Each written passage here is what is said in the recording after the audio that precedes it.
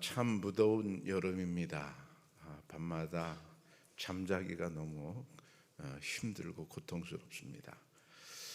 이렇게 뜨거운 여름이면 매미 소리가 참 대단합니다.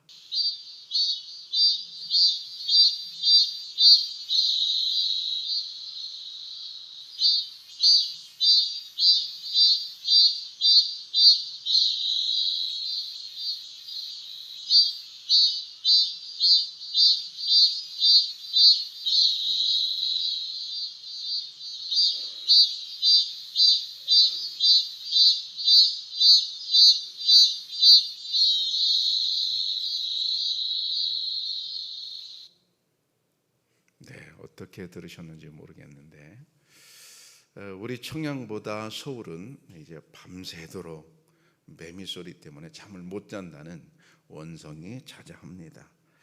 매미는 여름에 왜 그렇게 시끄럽게 울어대는 것일까요? 물론 종족 보존의 의미도 있겠지요. 그러나 그것만이 아닙니다. 평생 곤충을 연구한 파브르, 우리가 초등학교 때 배웠잖아요. 파브르에 의하면 매미는 짝짓기가 끝난 후에도 그렇게 울어댄다고 합니다. 과연 왜 그러는 것일까요? 성영은이라는 서울대학교 교수는 파브르의 얘기를 이렇게 합니다. 파브르는 매미가 사는 기쁨, 하는 생명을 찬양하는 것이다 라고 말했습니다. 매미들은 화려한 옷을 입고 찬란한 빛을 보면서 살아있는 즐거움을 마음껏 표현하고 있다는 말입니다. 생명은 참으로 신비롭습니다. 추운 겨울이 되면 산과 들의 푸르던 녹색은 온데간데 없이 사라지고 세상은 온통 희물건하게 변합니다. 그렇게 무성하게 자라던 잡초도 찾아볼 수 없습니다. 차디찬 얼음으로 뒤덮인 대지는 그야말로 생명 하나 보이지 않습니다. 모두가 다 죽은 것만 같습니다. 그러나 시간이 지나 봄이 오면 달라집니다. 산 너머 남쪽에서 훈훈한 바람이 불어오면 산과 들에는 매와 진달래, 철쭉 등 수많은 꽃들이 지천으로 피어나 생명의 찬가를 부르고 있습니다. 생명은 이토록 참으로 신비롭고 아름답습니다. 우리가 이 세상에 오는 우리의 생명도 마찬가지로 이렇게 신비롭고 아름답습니다. 한번 보시죠.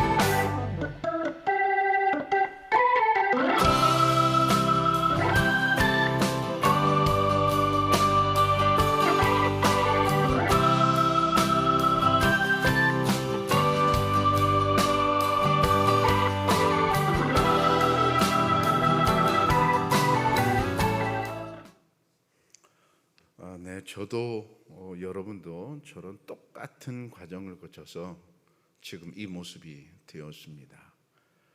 처음에 정말 보이지 않는 아주 작은 세포 하나가 머리도 만들어지고 다리도 만들어지고 팔도 만들어지는 그런 과정을 우리가 봤는데 정말 신비롭습니다.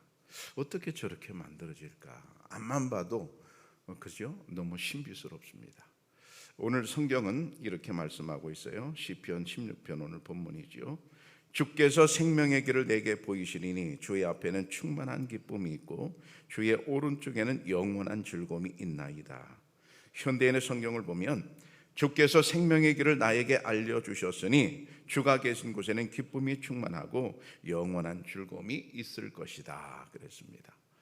여기서 생명의 길이라고 말합니다. 여기 생명이라고 하면 모든 생명을 다 포함하겠지만 다윗이 말한 생명의 길은 영원한 생명을 의미합니다. 영원한 생명.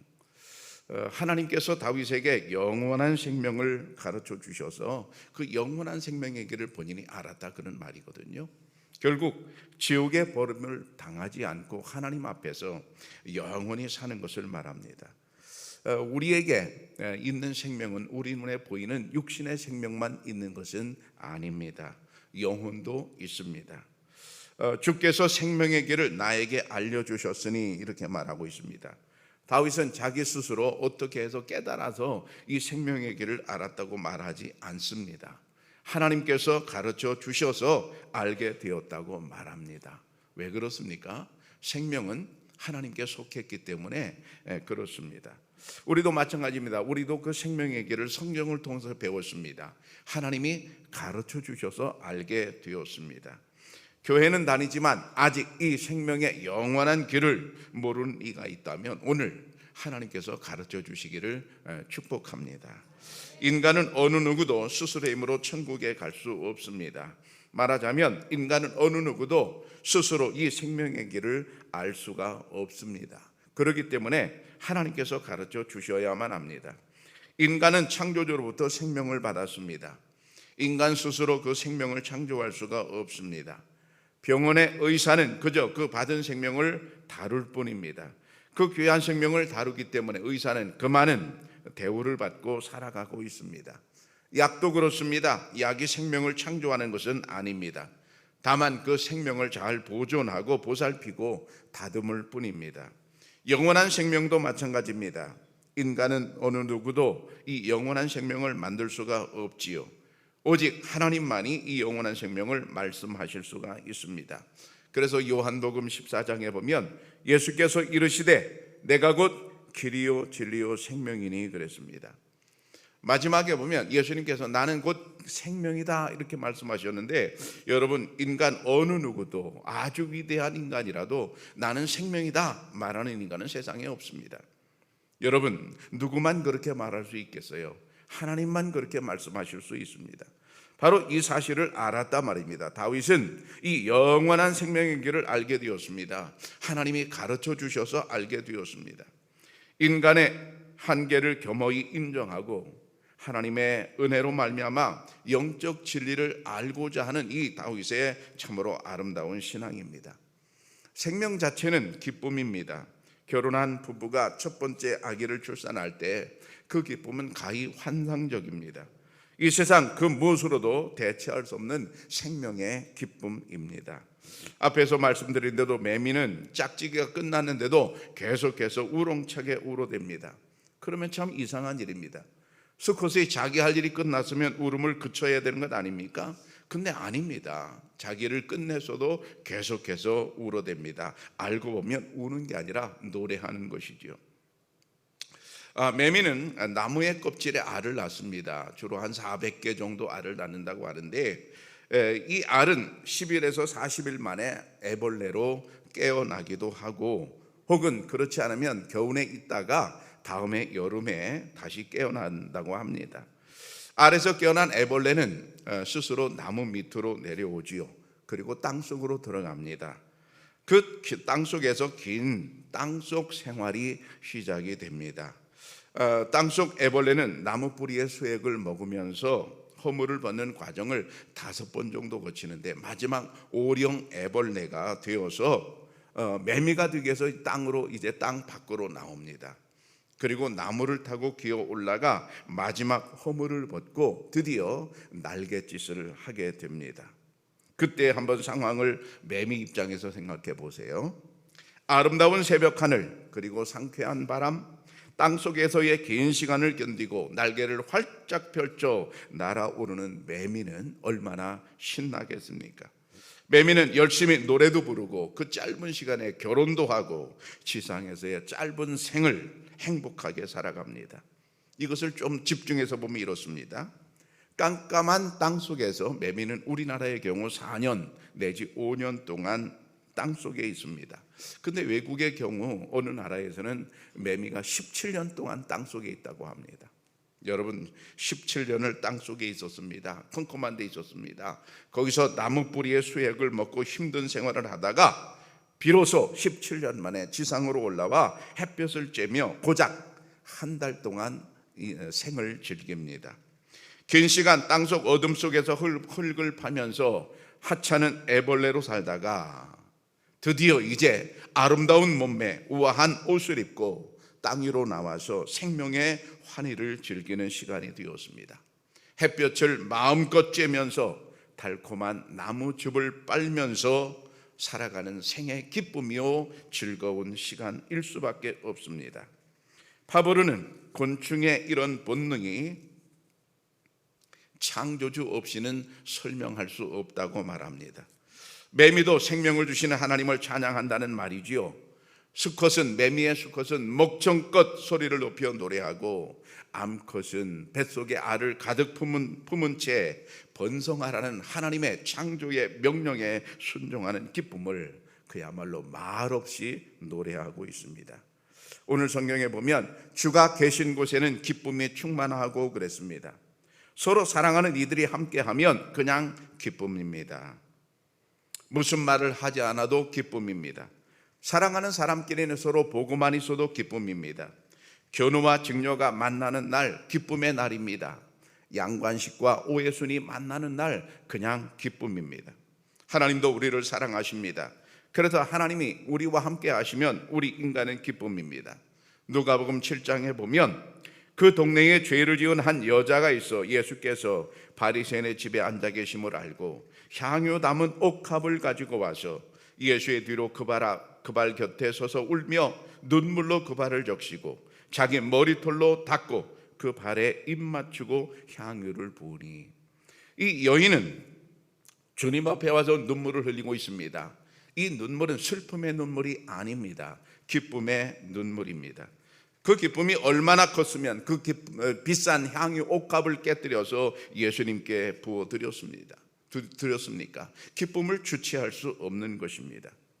매미는 긴 시간 땅속의 생활을 끝내고 지상으로 올라와 빛을 보며 생명을 찬미하고 있습니다. 오늘 이 여인은 자신의 죄를 용서받고 귀한 생명, 영원한 생명을 얻게 된 기쁨을 눈물로 표현하고 있습니다. 성경은 이렇게 말하지요. 그 동네에 죄를 지은 한 여자가 있어. 이 여자의 이름이 나오지 않습니다. 대신 죄를 지은 한 여자라고 말합니다. 동네 사람들이 다 아는 거지요. 이 여인은 얼마나 오랫동안 이 어두운 생활을 했는지 우리는 모릅니다. 그러나 그동안 그녀는 기쁨이 없었습니다. 우울한 나날들을 살았습니다. 땅속 생활과 같은 어두운 생활이었습니다. 그러나 예수님을 만나 그는 새로운 인생의 시작이 되었습니다. 그야말로 탈피를 한 것입니다. 허물을 벗은 것입니다. 과거를 버렸습니다. 빛을 보았습니다. 새 생명을 얻었습니다. 그래서 여인에게는 기쁨입니다. 고린도후서 5장에 보면 그는 누구든지 그리스도 안에 있으면 새로운 피조물이라 이전 것은 지나갔으니 보라 새 것이 되었도다.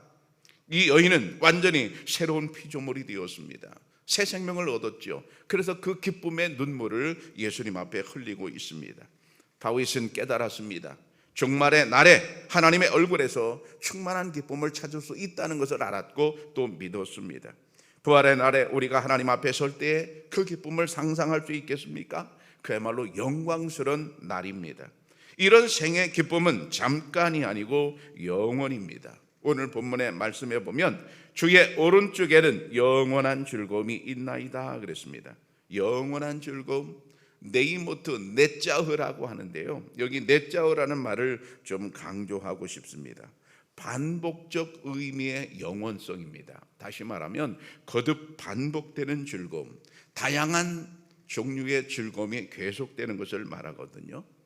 아무리 설명해도 이 세상에는 설명할 수가 없습니다. 이 세상에는 이런 즐거움이 없습니다. 우리가 집을 새로 사면 매우 즐겁습니다. 그러나 영원하지는 않습니다. 석 달입니다. 우리가 취업을 하거나 승진을 하거나 사업이 잘 되거나 매우 기분이 좋습니다. 그러나 영원하지 않습니다. 잠깐입니다. 어떤 이들은 교회 다니면서 이런 잠깐의 즐거움만 보고 다니고 있습니다. 그러면 쉽게 실망할 수 있습니다. 잠깐의 즐거움만 보고 교회를 다니면 그 사람은 오래 교회를 다니기 어렵습니다. 그런 기쁨은 영원하지 않기 때문입니다. 기도를 하더라도 그런 것만 달라고 하는 그런 기도가 있습니다. 그리고 먹고 나면 빨대로 빨고 나면 그만입니다. 그것은 영원한 기쁨이 아니기 때문에 또 실망하고 또 힘이 빠질 수밖에 없습니다. 여러분, 그러나 그게 아닙니다. 우리는 모두 영원한 즐거움을 찾아야 됩니다. 네이모트 넷자흐, 영원한 즐거움을 찾고 믿으시기를 축복합니다. 다윗은 이 영원한 즐거움을 찾은 사람입니다. 성경에 보면 욥도 그랬고요, 아브라함도 그랬고요, 야곱도 그랬습니다. 그들은 모두 영원한 즐거움을 찾아서 하나님 안에서 행복을 맛보던 사람들입니다. 시편 84편에 보면 주의 궁정에서의 한 날이 다른 곳에서의 첫날보다 나은즉 악인의 장막에 사는 것보다 내 하나님의 성전 문지기로 있는 것이 좋사오니, 궁궐 좋은 집에 사는 것보다 하나님의 집에 성전 문지기로 사는 게 더 좋다는 이 말은 하나님께서 나와 함께 하시는 그 기쁨이 가장 크다는 것을 그렇게 표현하고 있습니다. 여기 영원한 즐거움이 있습니다. 그런데 어디 있다고 말하는가 하면 주의 오른쪽에 있다고 말합니다. 주님의 오른쪽에 영원한 즐거움이 있다는 말은 그러면 왼쪽에는 없단 말입니까? 아니죠. 그런 말이 아니죠. 하나님께서 계신 곳이면, 하나님이 함께하는 곳이면 영원한 즐거움이 있다는 말입니다. 왜 그렇습니까? 하나님은 영원히 존재하는 분이기 때문에 그렇습니다. 하나님의 오른쪽에 있다는 것은 다른 말로 하나님과 교제한다는 것입니다. 하나님과 함께하고 하나님과 교제하는 사람, 그 사람은 영원한 즐거움을 맛보게 됩니다. 여러분, 사랑하는 사람과 교제한다, 사랑하는 사람과 함께 있다, 그 자체가 기쁨입니다. 교제가 끊어지면 어떻게 됩니까? 마치 세상이 다 사라진 것 같은, 그런 죽을 것만 같은 그런 이제 슬픔을 맛보게 됩니다. 사랑하는 사람은 함께 있어야 하는 것이죠. 사랑하는 사람은 교제해야 하는 것이죠. 그래야 그 속에서 기쁨을 찾지요. 그렇다면 성도의 최고의 복은 무엇일까요? 바로 하나님과의 교제입니다. 모든 외적 축복들은 이 중심 축복에서 파생되는 축복일 뿐입니다. 다시 말하면 하나님과 나와 함께하는 것이 가장 큰 축복인데, 이 축복 속에서 이제 여러 가지 축복이 파생된다 이 말이죠. 하나님이 나와 함께 하심이 나에게 영원한 즐거움이 된다면, 그것이 분명히 믿어진다면 현재 우리가 당면하고 있는 여러 가지 고난을 능히 이기고도 남을 만한 소망으로 변합니다. 로마서 8장에 보면 현재의 고난은 장차 우리에게 나타날 영광과 비교할 수 없도다 그랬습니다. 현재 여러 가지 고난스러워요, 여러 가지 힘들어요. 그러나 장차 우리에게 나타날 영광, 다시 말하면 영원한 즐거움, 그것과는 비교할 수 없다는 말입니다. 지금 아무리 어려운 상황일지라도 여러분, 우리에게는 영원한 소망이 있는 줄로 믿습니다. 바로 하나님이 우리와 함께하는 거죠. 하나님이 우리의 영원한 소망입니다. 하나님의 인자하심을 맛보면 어느 누구나 다 찬양할 수밖에 없습니다. 그래서 시편 63편에 보면 주의 인자하심이 생명보다 나음으로 내 입술이 주를 찬양할 것이라 그랬습니다. 주의 인자하심을 맛보게 되면 그것이 어떤 것보다 생명보다도 더 낫다. 그래서 내 입술이 주를 찬양할 것이라고 말하고 있습니다. 매미도 여름을 지내면서 하나님을 찬양하고 있습니다. 생명의 환희를 노래하고 있습니다. 어디 매미뿐이겠습니까? 숲속의 모든 생명이 다 그렇고 세상 만물이 다 하나님을 찬양하고 있습니다. 그래서 시편 150편에 보면 호흡이 있는 자마다 여호와를 찬양할지어다. 할렐루야 그랬습니다. 호흡이 있는 자마다. 저는 이 성경 구절이 저에게 이제 때때로 아주 간절하게 다가오는데, 또 은혜스럽게 다가오는데, 성도들이 세상을 떠날 때 제가 장례식을 이제 하잖아요. 장례식을 집례할 때 늘 느끼는 겁니다. 늘 느끼는 겁니다. 엊그저께만 해도 호흡이 있던 분인데, 엊그저께만 해도 나하고 전화했던 분인데, 그런데 오늘 입을 딱 다물고 있어요. 호흡이 끊어졌습니다. 바로 그런 걸 말하는 거예요. 우리가 죽기 전에 호흡이 있을 동안에, 호흡이 있는 자마다 내가 살아있을 때 열심으로 하나님을 찬양할 것을 말씀하고 있습니다. 왜 그렇습니까? 곧 호흡이 끊어질 것이기 때문에 그렇습니다. 여러분, 호흡이라고 하면 생명인데, 생명이 있다면 생명이 있는 순간에 하나님을 찬양하라고 주님은 말씀하고 있습니다. 여러분, 예배에 와서 열심히 하나님을 찬양하시기를 바랍니다. 우리가 기억할 것은 이겁니다. 여름은 길지 않습니다. 여름은 금방 지나가 버리고 맙니다. 똑같이 우리 인생은 그리 길지 않습니다. 금방 지나가 버리고 맙니다. 여러분, 호흡이 있을 동안에 힘을 내어 하나님을 더욱 찬양하시기를 바랍니다. 사랑하는 청약교회 성도 여러분, 이 무더운 여름에 매미처럼 우리에게 주신 영원한 생명을 생각하며 우렁차게 찬양하시기를 바랍니다. 생명은 기쁨입니다. 화려한 날갯짓을 하시기 바랍니다. 여러분, 결코 길지 않습니다. 생명의 길을 알게 하시고 우리에게 생명의 빛을 주신 하나님을 찬양하며 복되게 사시기를 축복합니다.